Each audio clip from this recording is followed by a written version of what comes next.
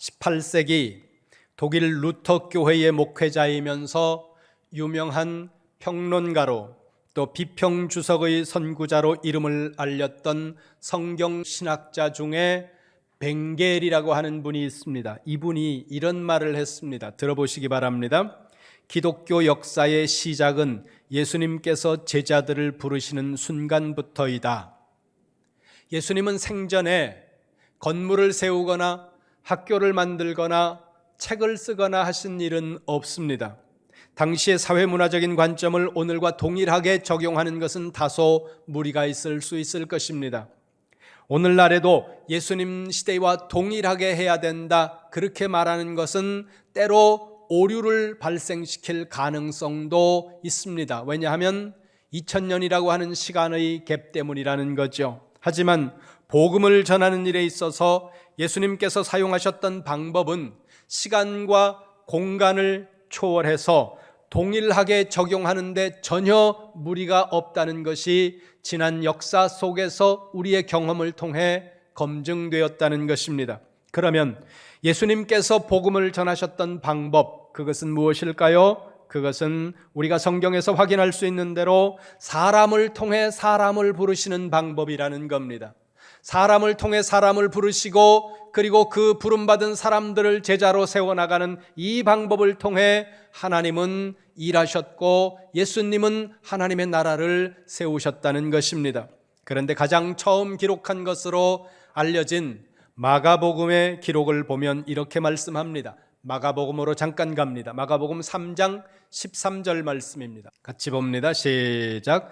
또 산에 오르사 자기가 원하는 자들을 부르시니 나온지라. 아멘. 예수님께서 제자들을 부르시는데 어떻게 부르셨다고요? 거기 보세요. 자기가 원하는 자들을 부르셨다는 겁니다. 그리고 이와 같이 부름받은 사람들의 이름을 16절부터 19절까지 쭉 나열하는 방식으로 기록한 것, 이것이 마태복음이나 마가복음이나 누가복음의 기록 방식이었다는 거예요. 유사한 방법으로 기록하고 있습니다. 그런데 오늘 우리가 읽은 요한복음에서는 예수님께서 제자들을 부르시는 일에 관해서 마태와 마가와 누가와 조금 다른 방법으로 기록하고 계시다는 겁니다. 대충 보면 이게 차이처럼 느껴질 수 있습니다. 그런데 이것은 공관복음과 요한복음의 차이라기보다는 요한복음이 공관복음과 다른 디테일을 다루고 있다고 하는 사실을 주목하시면 틀림이 없다는 거죠. 요한복음으로 갑니다. 요한복음 1장 35절 말씀입니다. 요한복음 1장 35절 같이 봅니다. 시작. 또 이튿날 요한이 자기 제자 중 두 사람과 함께 섰다가 아멘. 여기 1장 35절에 기록되고 있는 요한은 사도 요한이 아니고 세례 요한입니다. 요한복음은 요한복음 1장 6절부터 세례 요한에 관한 말씀을 기록하면서 그 뒤로 이어나가고 있는데, 당시의 세례 요한은 다수의 제자들을 데리고 있었던 것으로 보여집니다. 35절에서 세례 요한은 2명의 제자와 함께 서 있었다고 말씀합니다. 그리고 그 밑에 있는 40절을 보세요. 1장 40절 큰 목소리로 시작. 요한의 말을 듣고 예수를 따르는 두 사람 중의 하나는 시몬 베드로의 형제 안드레라. 아멘. 지금 세례 요한과 함께 서 있는 제자 2명 중 1명은 베드로의 형제 안드레였다고 말합니다. 그러니까 예수님의 제자 안드레는 먼저 세례 요한의 제자였다가 예수님의 제자가 된 사람이라는 사실이죠. 자, 보세요. 공관복음, 그러니까 마태복음, 마가복음, 누가복음의 말씀만 보면 예수님께서 12명의 제자들을 부르시고 그냥 그 예수님께서 직접 제자들을 만나서 나를 따르라 그렇게 하면서 그들이 따른 것으로 그렇게 보여지지만, 요한복음을 보면 그 디테일한 모습들이 좀 더 자세하게 기록되고 있다는 거죠. 물론 궁극적으로 한 영혼을 부르시고 구원하시는 그 부르심의 주권적 은혜는 하나님이세요. 하나님이 주체라는 거예요.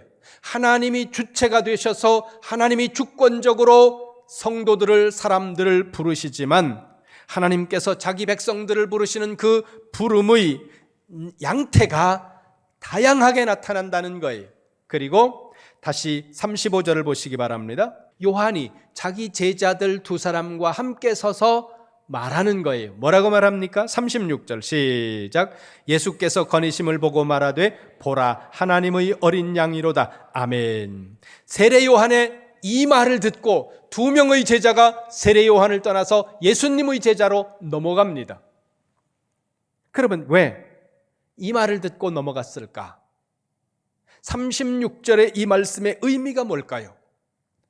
왜 안드레와 또 한 명의 제자는 36절의 말씀을 듣고 세례 요한의 제자이기를 포기하고 예수님의 제자로 그렇게 갔을까? 사실은 36절 한 절 말씀을 처음 듣고 넘어간 것은 아니에요. 넘어갔다는 표현은 좀 그렇고, 자, 두 명의 제자가 세례 요한을 떠나서 예수님의 제자가 되기로 결단하게 되는 그 일은 19절 보세요. 19절, 1장 19절 같이 봅니다. 시작. 유대인들이 예루살렘에서 제사장들과 레위인들을 요한에게 보내어 네가 누구냐 물을 때에 요한의 증언이 이러하니라. 아멘. 예루살렘에 있는 유대 종교 지도자들이 사람들을 세례 요한에게 보내서 물었다는 거예요. 뭐라고 물었습니까? 넌 누구냐? 세례 요한에게 사람들이 몰리고 관심과 시선이 세례 요한에게로 쏠리니까 유대 종교 지도자들이 급격하게 사람들의 관심을 받고 있는, 그리고 사람들이 몰려들고 있는 세례 요한을 향해서 물었다는 거예요. 너 도대체 누구야? 이렇게 물었더니 그 질문에 대답하는 세례 요한의 대답이 20절입니다. 20절 같이 보세요. 시작. 요한이 드러내어 말하고 숨기지 아니하니 드러내어 하는 말이 나는 그리스도가 아니라 한데 아멘. 대답은 간단해요. 나 그리스도가 아니야. 이게 대답이었다는 겁니다. 그리고 나서 세례 요한이 이렇게 말합니다. 29절 보세요. 29절 시작. 이튿날 요한이 예수께서 자기에게 나오심을 보고 이르되 보라 세상 죄를 지고 가는 하나님의 어린 양이로다. 아멘. 여기서 세례 요한이 말하고 있는 세상 죄를 지고 가는 하나님의 어린 양이라는 이 말씀의 의미가 뭘까요? 봐라. 예수님을 보고 두 명의 제자들에게 얘기하는 거예요. 봐. 세상 죄를 지고 가는 하나님의 어린 양이야. 이 말씀의 의미가 뭘까요? 20절에서 뭐라고 대답했습니까? 유대 종교 지도자들의 질문에 나는 그리스도가 아니야. 봐. 하나님의 어린 양이야. 저희가 그리스도야. 이렇게 대답한 것이라는 겁니다. 이제 이 패턴을 주목하시기 바랍니다. 오늘 이 시간에는 본문의 텍스트나 그 텍스트의 미닝이 아니라 이 텍스트의 패턴을 보시라는 거예요. 본문의 구조를 한번 보시라는 거예요. 건물을 지은 적도 없고 학교를 세우거나 한 적도 없고 책을 기록하거나 한 적도 없는 예수님께서 2000년 역사 속에서 굽이굽이 이어져 오는 그 역사 속에서 사람들을 부르시고 구원하셨는데 그 방법이 무엇이냐 하면 그건 바로 사람을 통해 사람을 부르는 방법으로 하나님의 나라를 이루어 가셨다는 겁니다. 이걸 우리는 뭐라 그래요?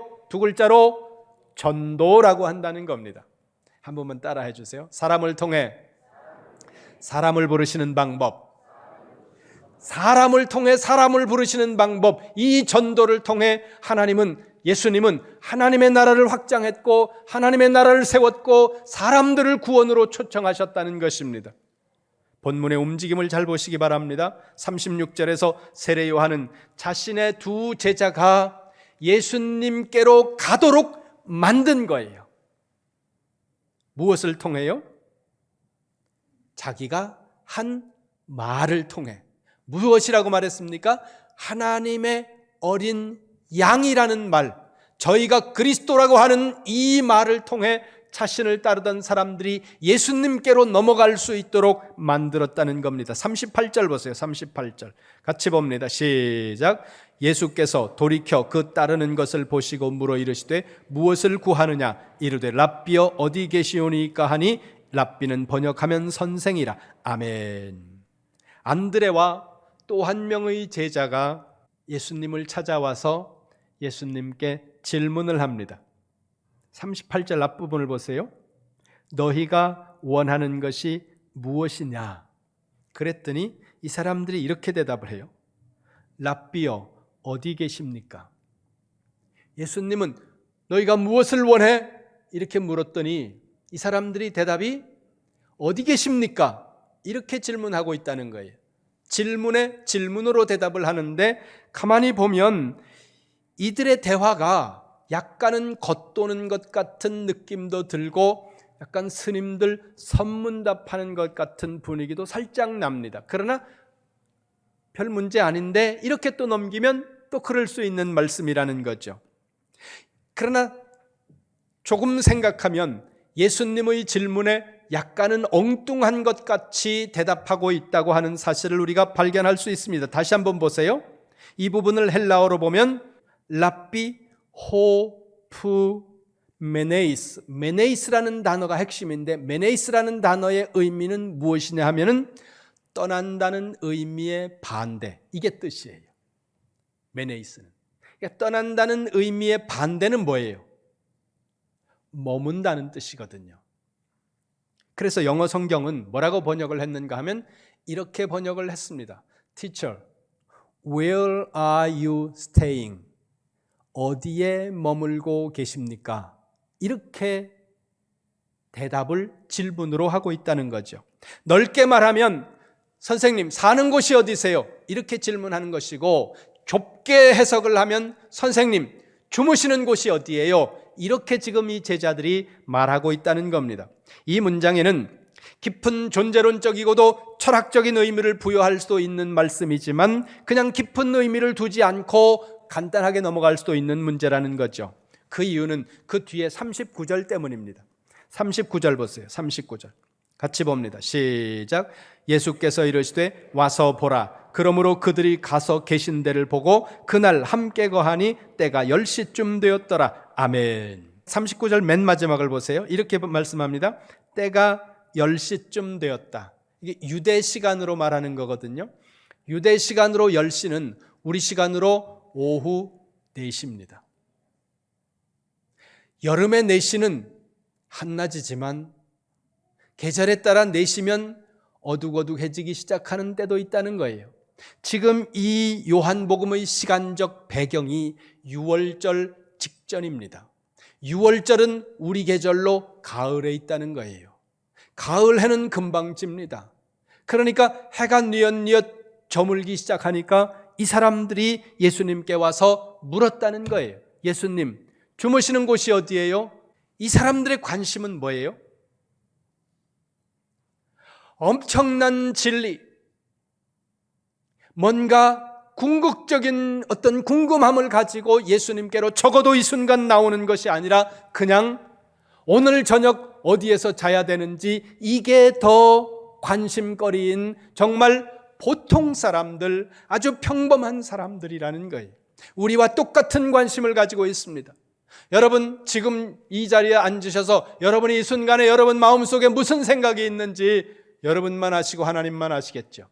저마다 다양한 생각들을 가지고 있는 사람들이 오늘 우리인데, 이 사람들도 예수님에게 나와서 예수님, 엄청난 궁금증과 엄청난 관심과 어떤 존재론적인 이런 어마어마한 것들을 가지고 하나님 앞에 나온 게 아니라, 주님 앞에 나온 게 아니라 그냥 나오자마자 질문을 해요. 주님, 어디서 잡니까?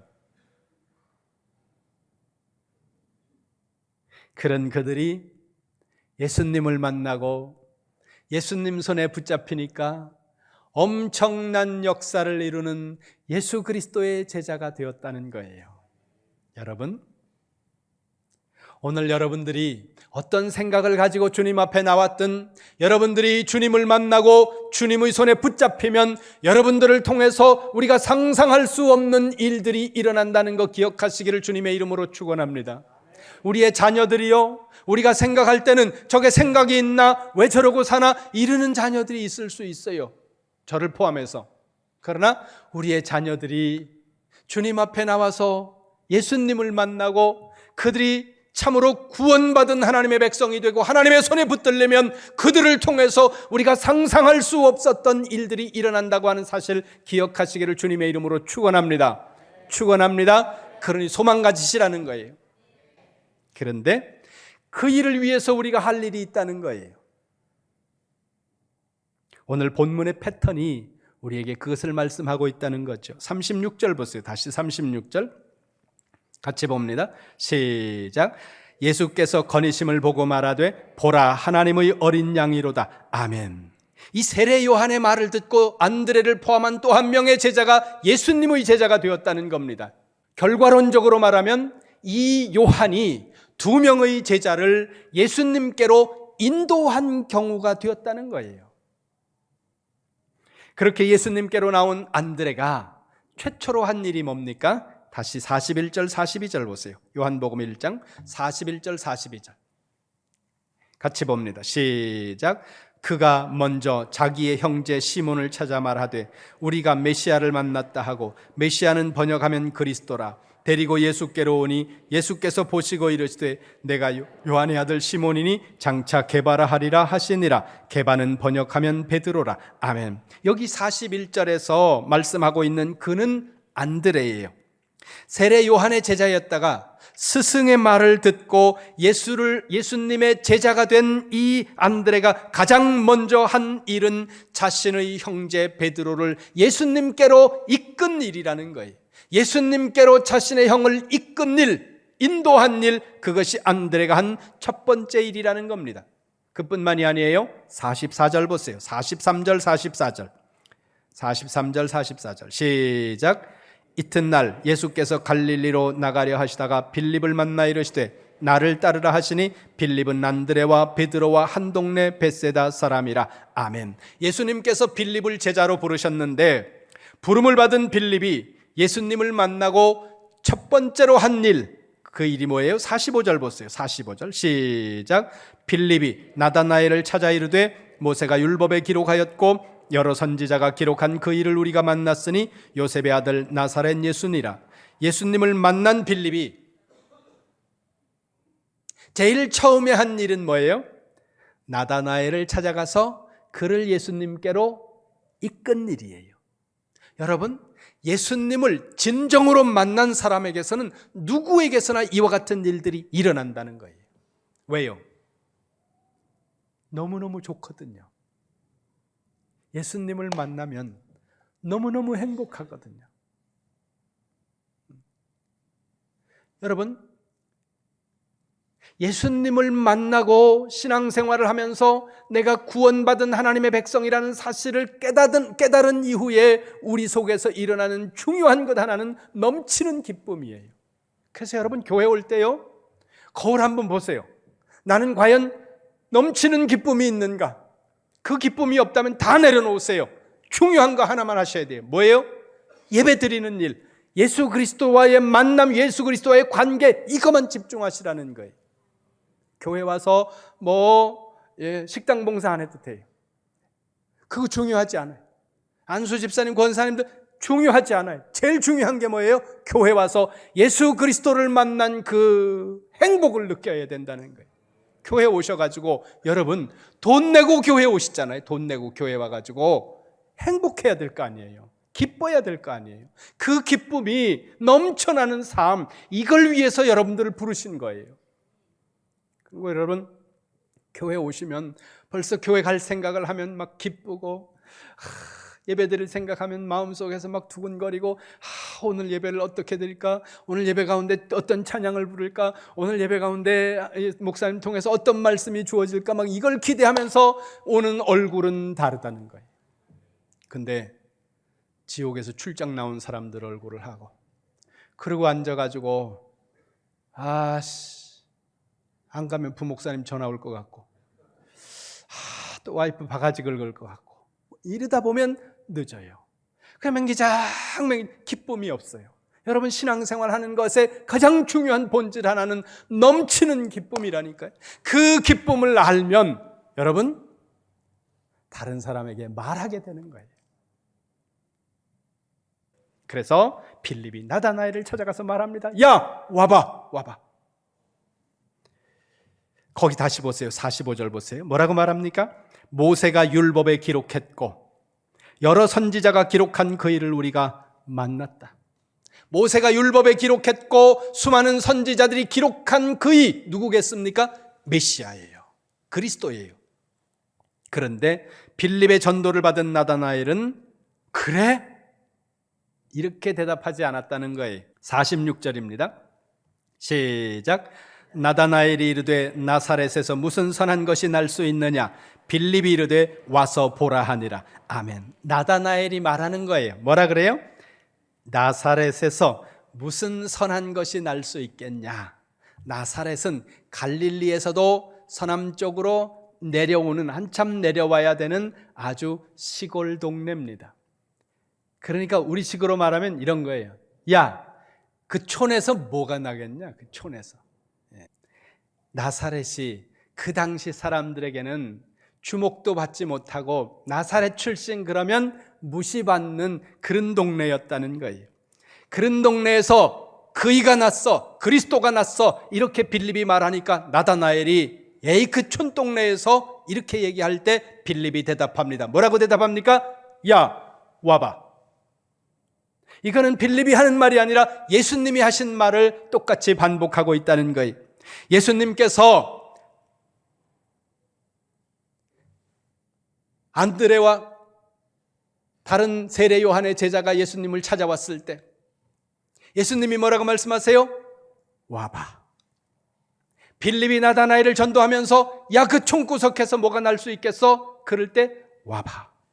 오늘 여러분들이 복음 전하면서 에이 난 절에 다녀 별 얘기 다 하지만 여러분 한마디 하세요. 이번 주일에 내내 여러분 만나는 사람들에게 이 한마디 하세요. 뭐라고요? 맞아야지 좀 할 거 아니에요. 맞아야지. 네. 이번 주 한 주간 여러분 주변에 있는 사람들에게 끊임없이 이 한마디를 하세요. 뭐라고요? 와봐. 우리 교회 와봐. 이름교회 와봐. 요한복음 4장으로 가면 예수님께서 유대를 떠나 갈릴리로 다시 가시는데 그렇게 가시기 위해서 예수님이 선택한 길은 사마리아를 통과하는 길이었습니다. 그때 당시에 많은 유대인들은 사마리아를 통과하는 길을 선택하지 않고 사마리아 사람들을 무시해서 사마리아를 우회해 돌아가는 길을 종종 선택하곤 했는데 예수님은 사마리아를 통과해 가는 지름길로 가셨다는 거죠. 그렇게 가시는 중에 수가라는 지역을 지나가시게 됐습니다. 그리고 그 수가라는 동네에서 한 우물가에 낮에 물을 깃고 있는 여성을 만났다는 겁니다. 그 여인이 예수님과 대화를 하는 중에 예수님이 그리스도이심을 알았습니다. 그가 그리스도임을 안 순간 이 여성은 물동이를 가지고 가는 것도 잊은 채 동네로 달려가면서 외칩니다. 뭐라고 외치는지 보세요. 4장으로 갑니다. 4장 29절. 요한복음 4장 29절. 요한복음 4장 29절 같이 봅니다. 시작. 내가 행한 모든 일을 내게 말한 사람을 와서 보라. 이는 그리스도가 아니냐 하시니. 아멘. 중간에 보세요. 거기 여인이 외칩니다. 뭐라고요? 와서 보라. 와봐. 여러분, 한 영혼이 그리스도를 믿음으로 구원받을 수 있는 것은 오직 하나님의 주권에 달려 있습니다.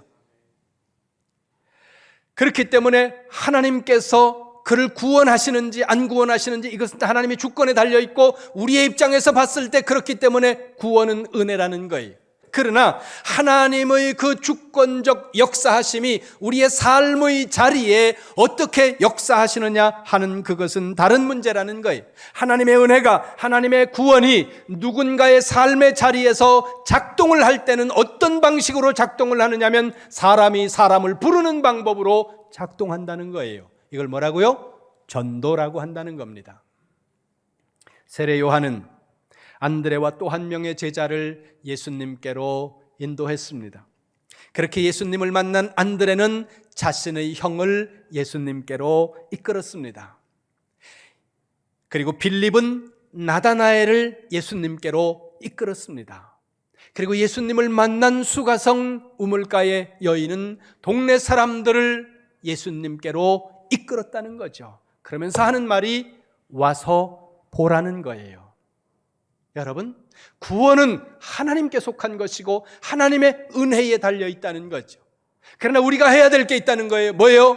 우리를 통해서 누군가를 부르시는 하나님의 부르심, 그 부르심에 그 하나님의 방법이 우리를 통해서 작동될 때 하나님은 그들 속에서 하나님의 역사를 이루신다는 거죠. 그런 거로 여러분, 오늘 여러분들이 이 한 주간 기도하면서 여러분들이 만나는 모든 사람들에게 하나님의 주권적 구원 역사, 하나님의 은혜의 역사가 일어날 수 있도록 만나는 모든 사람들에게 말하시기를 바랍니다. 와서 봐라. 오면 하나님이 그들을 만나 주실 것이고, 오면 하나님이 그들을 인도하실 것이고, 하나님이 그들의 마음을 여시고 그들로 하여금 은혜를 받게 하시는 분은 하나님이라는 거예요. 우리가 은혜까지 받게 하고 우리가 구원까지 이르도록 만드는 건 우리의 힘으로 하는 것은 아니에요. 왜 그렇습니까? 예수 그리스도를 만나고 예수 그리스도를 통해서 구원받은 인생의 행복을 저들이 알아야 되지 않습니까? 여러분, 마지막 한 주 남았습니다. 리본 축제가 다음 주일로 다가왔습니다. 우리가 1000명 넘는 사람들을 작정하고 그리고 복음을 전하고 있습니다. 전도하고 있습니다. 나는 아무도 작정하지 않았는데요. 괜찮아요. 한 주간 동안 여러분들 만나는 주변 사람들에게 끊임없이 말하시기 바랍니다. 뭐라고요? 와봐. 우리 이룸교회 와봐.